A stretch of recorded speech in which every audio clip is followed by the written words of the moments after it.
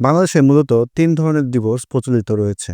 একটি হচ্ছে স্বামী কর্তৃক তার স্ত্রীকে প্রদানকৃত তালাক, আরেকটি হচ্ছে স্ত্রী কর্তৃক স্বামীকে প্রদানকৃত তালাক এবং আরেকটি রয়েছে যে স্বামী স্ত্রী উভয়ের সম্মতিতে যে তালাক সম্পাদিত হয় সেটি হচ্ছে খোলা তালাক। বর্তমান সময়ে ডিভোর্সের পরিমাণ মারাত্মক হারে বৃদ্ধি পেয়েছে।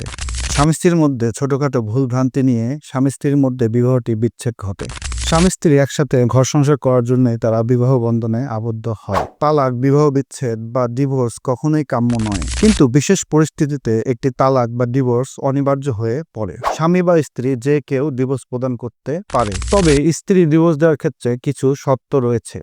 বিবাহ সম্পাদনের সময় বা বিবাহ নিবন্ধনের সময় যদি কাবিননামার 18 নম্বর কলামে স্ত্রীকে তালাক প্রদানের ক্ষমতা প্রদান করা হয়ে থাকে, তবে সেক্ষেত্রে কেবল স্ত্রী সরাসরি তার স্বামীকে তালাক প্রদান করতে পারে, যেটি তালাকে তৌফিজ নামে পরিচিত।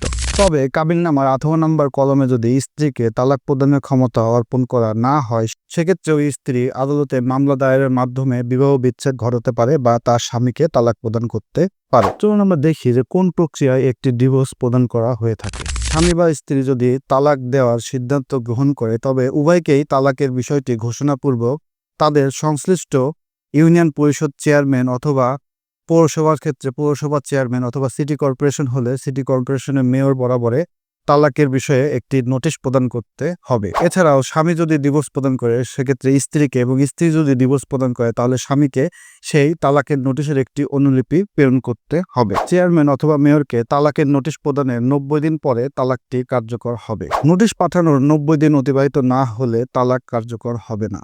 এই 90 দিন মূলত যেদিন চেয়ারম্যান নোটিশটি প্রাপ্ত হবে সেদিন থেকে গণনা করতে হবে। চেয়ারম্যান তালাকের নোটিশ প্রাপ্ত হওয়ার পরে বা মেয়র তালাকের নোটিশ প্রাপ্ত হওয়ার পরে 30 দিনের মধ্যে উভয় পক্ষের মধ্যে আপোষ মীমাংসার জন্য একটি সালিসি বোর্ড গঠন করবেন। এই সালিসি পরিষদ উভয় পক্ষের মধ্যে আপোষ মীমাংসার একটি চেষ্টা করবেন।